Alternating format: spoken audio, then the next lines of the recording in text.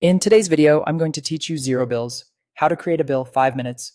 Let's start by getting into your Xero account. Head to the Xero sign-in page, select login, then enter your email and password. Click login again to continue. If you see a security prompt, just follow it. Once you're in, you'll land on the dashboard, which gives you a snapshot of your organization's finances.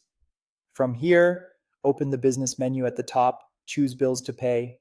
This is where you'll manage all supplier bills, what's outstanding, what's due soon, and what's already scheduled.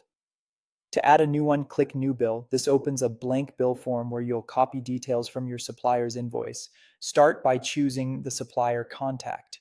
If the contact already exists, select it. If not, create it so your records stay consistent. Enter the invoice date and the due date exactly as shown on the supplier's document. Add a reference or invoice number. This makes it much easier to search and reconcile later.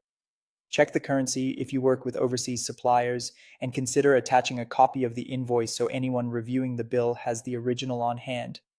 Next, fill in the line items. For each item or service, enter a clear description, the quantity, and the unit price. Choose the correct account code so the cost goes to the right place in your chart of accounts, and set the appropriate tax rate. If your business uses tracking categories, select those to keep reporting accurate by project, department, or location. Make sure you know whether the prices on the supplier invoice are tax inclusive or exclusive, and set the bill accordingly.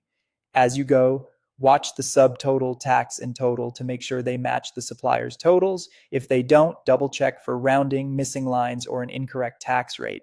When you're done entering the details, decide how you want to finish. Click Save to keep the bill as a draft. This is great if you need someone else to review it or you want to come back and double check later. Alternatively, click Approve if everything is correct and you're ready to post it to accounts payable. Approved bills appear in your bills to pay list, your reports, and your payment runs. Only approve when you're confident the information is accurate and you have the authority to do so. That's it. You've logged in, navigated to bills to pay, created a new bill, entered all the key details, and saved or approved it. Thanks for watching and happy bookkeeping.